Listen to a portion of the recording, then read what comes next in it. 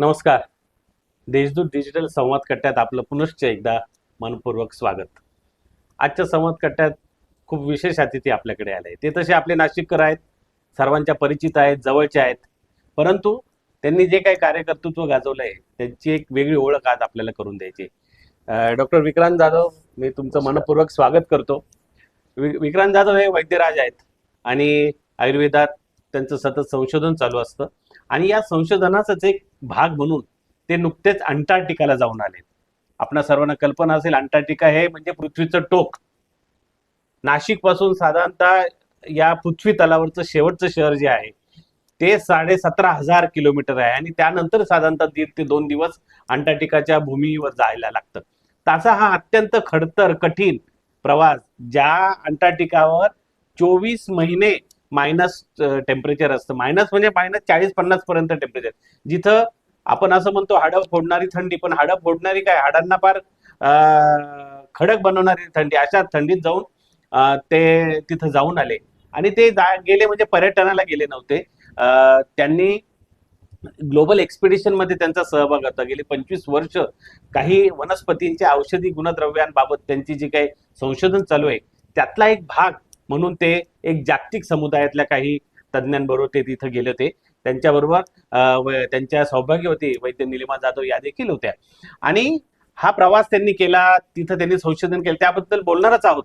परंतु आजच्या या कट्ट्यातला आणखी एक भाग म्हणजे नेमकं त्यांच्या परतीच्या वेळेस आखातात युद्ध सुरू झालं आणि ती एक कथा ही त्यांच्याकडून आपण ऐकणारच आहोत. परंतु अत्यंत अवघड अशा परिस्थितीतून ते पुन्हा भारतात सुखरूप परत आले, 2 संकटांचा सामना करून. म्हणजे अंटार्क्टिकाला जाणं, तिथं सगळं काम करणं, परत येणं आणि परत येताना आखाती युद्धात अडकणं आणि दुबईमध्ये जिथं विमानतळावर हल्ला झाला त्या विमानतळावर थांबून काही वेळानंतर पुन्हा नाशिकला परतणं. म्हणजे नाशिकला परत आल्यानंतर त्यांना आपण पुन्हा जिवंत आलो याचा आनंद झाला.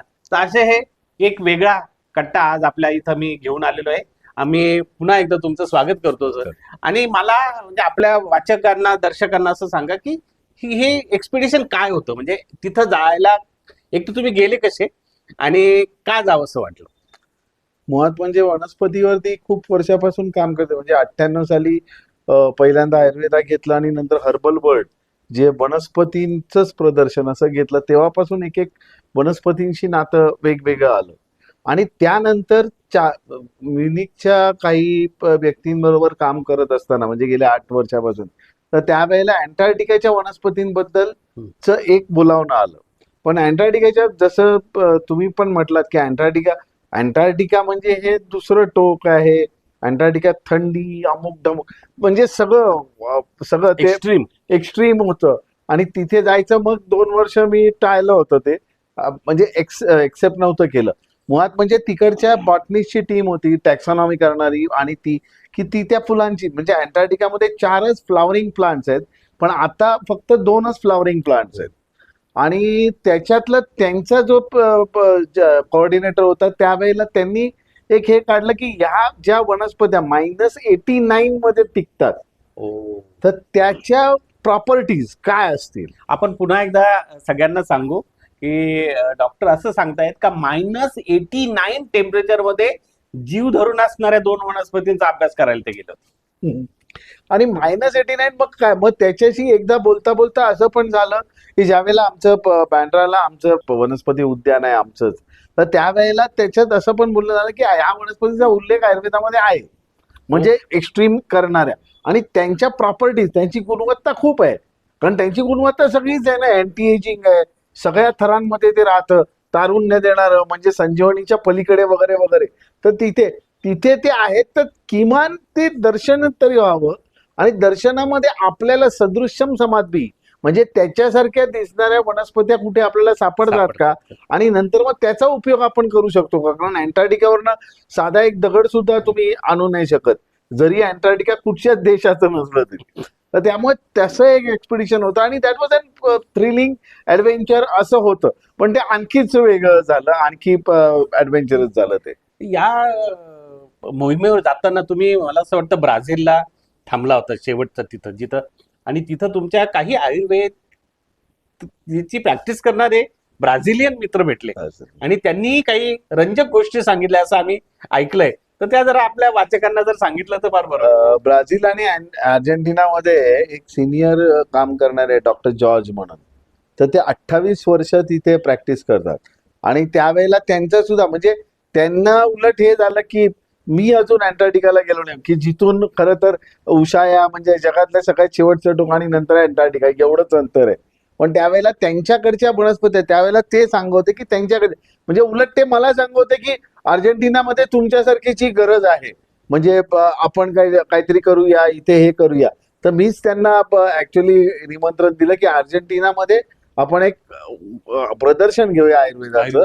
आणि मग त्यावेळेला त्यांनी पण होकार दिला की आपण खरंच घेऊया, आणि मी त्याच्या कामाला लागतो. आणि त्याच्यानंतर आम्ही अंटार्क्टिकाच्या दिशेने गेलो. त्यावेळेला त्यांना सुद्धा खूप काही गमती त्यांच्या, पण त्यांच्याकडे प्रॅक्टिस पाहताना त्यांची इतकं सुंदरपणे त्यांनी ते करवते ते आणि त्यांच्या मिसेस, म्हणजे प्रत्येक अर्जेंटिनाचा व्यक्ती ती त्या आयुर्वेदाशी संलग्नित आहे हे त्यावेळेला मला सिद्ध झालं की इथे आहे. आणि सुदैव म्हणा किंवा असं कोइन्सिडन्स असा होता, ज्या वेळेला निलिमाचा व्हिसा काढायला आम्ही गेलो त्यावेळेला व्हिसा ऑफिसरने निलिमाशी संवाद साधताना संपूर्ण संवाद आयुर्वेदावरतीच साधला की बाबा तुमची गरज आहे तिथे. म्हणजे त्यावेळेला आम्हाला खूप आनंद झाला आणि त्यामुळे अर्जेंटिनाचा खूप आनंद, म्हणजे तिकडनं सुरुवात झाली ती. नाही पण सर्वसाधारणपणे आपल्याला असं माहिती असतं की आयुर्वेद म्हटलं का भारत, त्या पलीकडे फारसं कुठे आपण बघतो, फार तर हिंदुकुश पर्वताच्या रांगेत म्हणजे भारताच्या लागून असलेल्या देशांमध्ये जो पूर्वीचा अखंड भारत होता त्यामध्ये. परंतु हे 17,000 किलोमीटर असलेल्या अर्जेंटिना सारख्या देशामध्ये आयुर्वेद आहे. आणि असं कुठे कुठे तुम्ही जगभर फिरता, तुम्हाला कुठे कुठे जाणवलं का जिथं आयुर्वेदाची पाळमुळं अजूनही घट्ट आहे?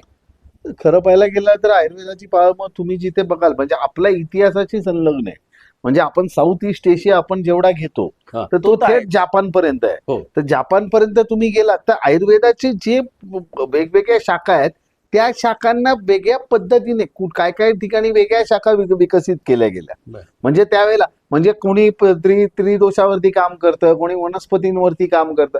आता वनस्पतींवरती काम करणं हे मुळातच आयुर्वेदाचं आहे, पण त्याला वेगळं हर्बल वगैरे अशी नावं दिली गेली. आणि त्यामुळे आयुर्वेद हे नाव, कारण तिथे कदाचित आयुर्वेदाची व्यक्ती नसेल किंवा काय नसेल, म्हणून मी जाताना आयुर्वेद अमृतानाम याचा झेंडा घेऊन गेलो होतो.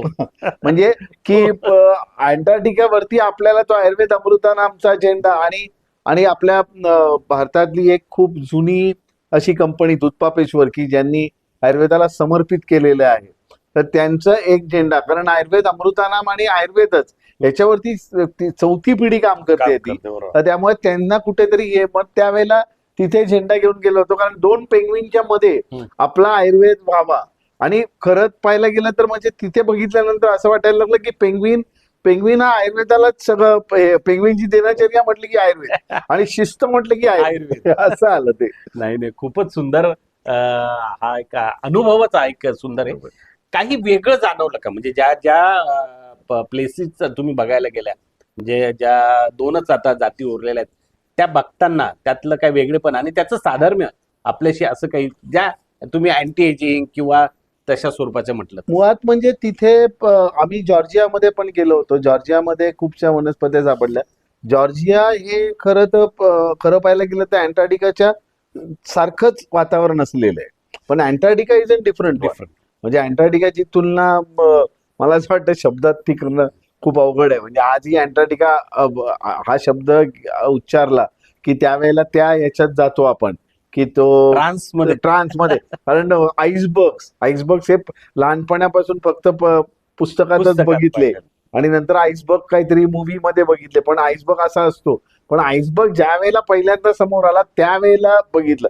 म्हणजे तुम्हाला अशा सांगावंसं वाटेल, एक सगळ्यात मोठा आईसबर्ग जो बघितला तो एवढा मोठा होता की त्या आईसबर्ग मध्ये 160 मिलियन टन पाणी, शुद्ध पाणी आहे.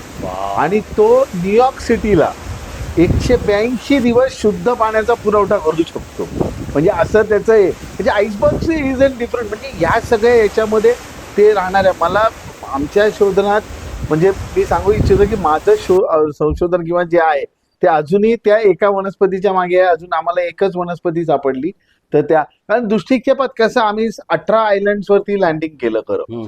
पण त्या वनस्पत्या कुठे कुठे सापडणं त्या याच्यात बऱ्याचशा ठिकाणी आईसचं वरती पूर्ण हे होतं. आवरण आहे. काय ठिकाणी आता पेंग्विन बद्दल बघितलं तर पेंग्विनने एक स्वतःची पेरिफेरी केलेली आहे की तिथेच ते पॉटी करतात, हा. त्याच्या पलीकडे करत नाही. म्हणजे पेंग्विन घर घाण नाही करत असं मी माझं हा. म्हणतो. म्हणजे तो तिथेच पॉटी करतो, पण त्याच्या बाजूला सुद्धा वनस्पती आहेत.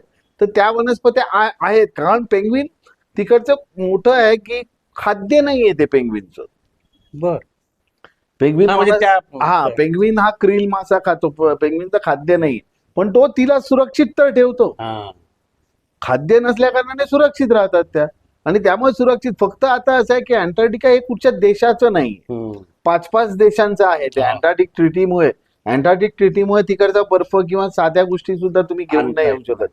तर आता याच्या पुढे ज्या वेळेला एखादी गोष्ट आम्ही बाहेर काढू की इथे असं असं आहे, आणि त्याच्यावरती मग कदाचित पुढे त्याच्यावरती किंवा आपल्याला मल्टिप्लिकेशन किंवा त्या पद्धतीत, पण -89चं टेम्परेचर ठेवणं आणि ते अर्ध अर्ध अर्ध अंधार आणि अर्ध हे ते खूपच अवघड आहे. कारण तिकडचा सूर्य म्हणजे सगळ्याच गोष्टी वेगवेगळ्या Extremeच आहेत. आहेत. मला फक्त आता आपण याच्याकडे येऊया, म्हणजे अंटार्क्टिकाच्या समारोपाकडे.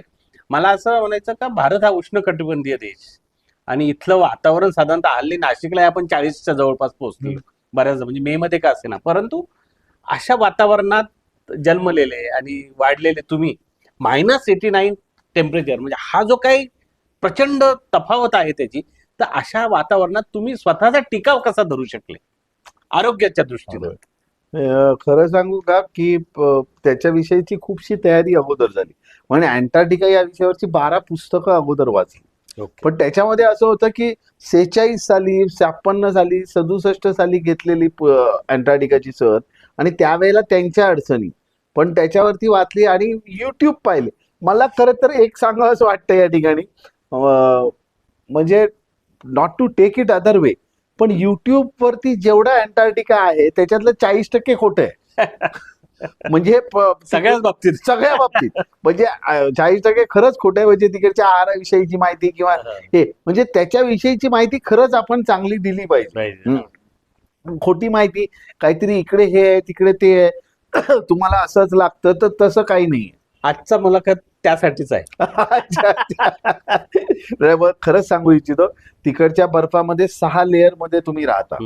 तर 6 लेअर मध्ये ज्या वेळेला राहता त्यावेळेला तुम्ही अगोदर ज्या वेळेला बाहेरच्या वातावरणात असतात त्यावेळेला तुम्ही 1-2 लेअर घेता, आणि नंतर प्रॉपरली बर्फामध्ये जायला ज्या वेळेला तुम्ही आयलंड वरती लँडिंग करता, लँडिंग पेक्षाही ज्या वेळेला तुमच्या याकमधून किंवा तुमच्या बोटीतून तुम्ही झोडियाक बोटीत येता, म्हणजे एक झोडियाकची छोटी बोट की ज्याच्यामध्ये 6 ते 8 लोक फक्त प्रवास करू शकतात, आणि त्या बोटीतून आपण समुद्रातून लँडिंग करतो त्या लँडशी, की जिथे सगळे पेंग्विन, असं समजा की हजारो पेंग्विन वाट बघत, अरे या आलात का तुम्ही. आणि मग ज्या वेळेला तिथे येताना त्यावेळेची ब्रीज जी असते तर ती मात्र चॅलेंजिंग असते. आणि ती ब्रीज काढणं म्हणजे आपण बघतो ना आता कॅमेरेज आणि हे सगळे घेऊन गेलेलो, इन्स्टा घेऊन गेलेलो, पण ज्या वेळेला बटन दाबणं, आणि जर तुम्ही ग्लोव्ज काढून बटन दाबले तर त्यानंतरचे ते अनुभवलेले, तर ते जे आहे ना ते तुम्हाला कॉम्पॅटेबल करावं लागतं. खाण्याच्या बाबतीतल्या सवयी, म्हणजे खाण्याचं खरं सांगू का की आम्ही रोज सकाळ दुपार संध्याकाळी जिंजर शॉट घ्यायचो, म्हणजे आल्याचा रस आणि त्याच्यामध्ये मिरळ हे जिंजर शॉट घ्यायचो कुठे हिटसाठी.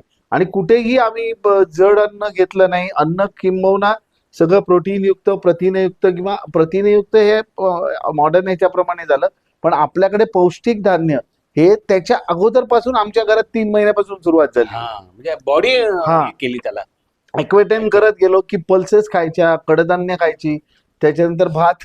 आता भात खायची सवय गेली, पण लक्षात आलं की अर्जेंटिनामध्ये भातच खाल्ला जात नाही. म्हणजे भातच घालल्या, पण ते सगळं आहे, पण त्याला सवय मिळाली ती दुग्धजन्य पदार्थांची. म्हणजे तुम्ही चीज, बटर हे तुम्ही घेऊ शकता, आणि त्याच्या म्हणजे स्निग्ध पदार्थ, बरोबर, थोडक्यात स्निग्ध पदार्थांचं हे, आणि फळांचा आधार खूप होता.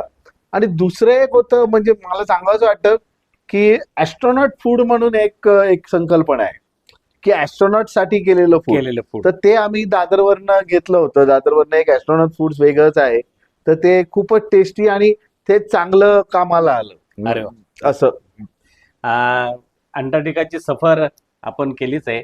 आता शेवटचा जो मुद्दा आहे का तुम्ही तिथून परतल्यानंतर अडकलात, 5-6 दिवस तुम्ही अडकलात, तुम्हाला परतीचा काही मार्ग सुचेना, तुमचे विमानं गेलेली आहेत, कोणी तुम्हाला न्यायला तयार नाही आणि नाशिक पासून आपल्या घरापासून 17,500 किलोमीटरवर तुम्ही दोघं नवरा बायको अडकलेले आहात आणि व्हिसा मिळेना, अशा अनेक संकट होते आणि त्यातही एकदाचे तुम्ही तिथं बसल्यानंतर दुबईद्वारे यायचं होतं आणि दुबईत त्यावेळेस नेमकाच हल्ला झाला होता विमानतळावर. तर हे जे काही अवघड जग म्हणजे अंटार्क्टिकातून सुखरूप, पण आता आपण घरी पोहोचतो की नाही, अशा मनस्थितीत तो प्रवास एकदा फक्त थोडक्यात आम्हाला आमच्या वाचकांना खरं तर तो प्रवास होता. अंटार्क्टिकातून आल्यानंतर ब्युनॉस आयर्स मध्ये, उषाहून ब्युनॉस आयर्स मध्ये आल्यावर काही नाही, ठीक आहे फ्लाईट आहे, पण फ्लाईट आहे, युद्ध सुरू झालंय, पण आमचं चेक इनचं बॅगेज टाकलेलं आणि इतक्यात निरोप येतो की ब्रिटिश एअरवेजचं लंडन मुंबई फ्लाईट कॅन्सल झालं आणि मग तुम्हाला तुमच्या बॅग्स तिथे मिळणार नाही, मग हा सगळा टूर कॅन्सल झाला, यू कॅन नॉट फ्लाय. मग मी तिकडनं ताबडतोब निर्णय घेतला की आपण जाऊ. मग त्यानंतर साधारणतः बघितलं की कुठचं आहे, मग त्यावेळेला बघितलं की सगळे युएईचे आहेत. तर पहिल्यांदा कतार घेतली, तर कतारची फ्लाईट मिळाली, सगळं झालं, पण परत आदल्या दिवशी कॅन्सल व्हायची. 7 तारखेची मिळाली, परत 6 तारखेला कॅन्सल व्हायची आणि तोपर्यंत असं होतं, तोपर्यंत दुसऱ्या फ्लाईटचा विचार नाही केला. 2 गोष्टी याच्यामध्ये अर्थात की आपल्याला, आपण येऊ शकतो, साऊथ आफ्रिकेवरून येऊ शकतो, तुम्हाला युरोपवरून येऊ शकता, पण तुम्हाला ट्रान्झिट व्हिसाला आणि सगळ्यात हा मोठा चॅलेंजिंग भाग आहे म्हणजे ट्रान्झिट व्हिसा. आता कदापि मला असं वाटतं, म्हणजे आज प्रेसच्या माध्यमातून हे सांगायचं वाटतं, ज्या वेळेला वॉर सिच्युएशन अशी असते त्यावेळेला प्रत्येक कंट्रीने आपल्या लोकांना ट्रान्झिट व्हिसा अंडर सुपरविजन द्यावा, की ट्रान्झिट म्हणजे तुम्ही एअरपोर्टच्या बाहेर पडतच नाही, पण त्यावेळेला द्यावा, so that you can have it. मग तिकडनं असं झालं, 7 तारखेची ज्या वेळेला 9 तारखेची फ्लाईट कॅन्सल झाली, त्यावेळेला वाटलं की नाही आता आपल्याला डायव्हर्शन घ्यायला पाहिजे. याचं कारण होतं, हॉटेलने चांगली साथ दिली होती, म्हणजे बेसिकली विवाने हिल्टन ब्युनॉस आयर्स खूप चांगलं शहर आहे. पण त्यानंतर असं लक्षात आलं की युएई मधनं जरी जाताना एमिरेट्सच्या फ्लाईट ज्या वेळेला नेटवर बघितलं तर त्या 95% अॅक्युरेसी मध्ये होत्या. म्हणजे एमिरेट्स प्रत्येक ठिकाणी अॅक्युरेसी मध्ये होतं, की जी माझी कतार नव्हती.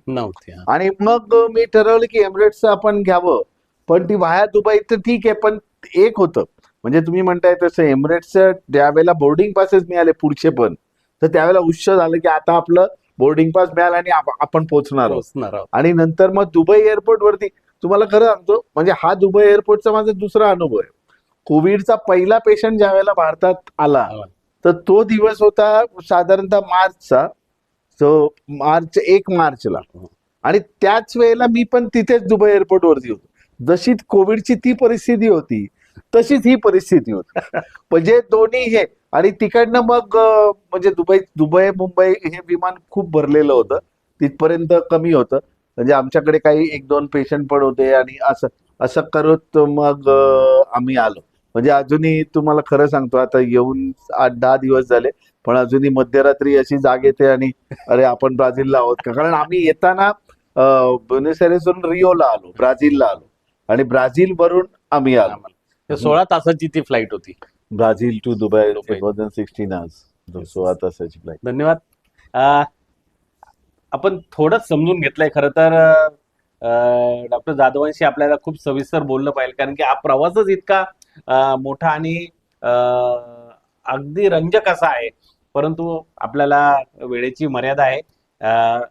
पण एक लक्षात घेतलं पाहिजे की त्यांनी एक मुद्दा महत्वाचा सांगितला, की अशा आणीबाणीच्या परिस्थितीमध्ये, विशेषत्वाने या आखाती युद्धाचा एक भाग झालाय आणि आता सध्या जगभर कुठे ना कुठे युद्ध चालू असतात, अशाच पर्यटकांची आणि गरजू लोकांची जी काय अडचण होते, गोष्टी होते, त्यात त्यांनी जो मुद्दा सांगितला तो, जर हा व्हिडिओ जर काही आपल्या तज्ज्ञ लोकांनी बघत असतील तर त्यांनी किमान सरकारकडे असा पाठपुरावा करावा जगातल्या वेगवेगळ्या देशांनी, की ट्रान्झिट व्हिसाची सुविधा करावी, जेणेकरून लोकांची अडचण होणार नाही. जाधव फिरणारे असल्यामुळे ते घाबरले नाहीत आणि त्यांनी सुखरूप वेगवेगळे मार्ग काढत आले. परंतु अत्यंत माहीत नसलेल्या भागात 7-8 दिवस काढणं, पैशाची चिंता असते, खाण्यापिण्याचे विषय असतात. तर या सगळ्यांना टाळण्यासाठी जर ट्रान्झिट व्हिसाची अशा आपत्कालीन व्यवस्थित जर सोय केली तर मला असं वाटतं खूप बरं होईल. पुन्हा एकदा आपण वैद्य विकास जाधव यांचे आभार मानूया. त्यांनी आपल्या वाचकांना अंटार्क्टिकाला नेऊन आणलेलं आहे. धन्यवाद.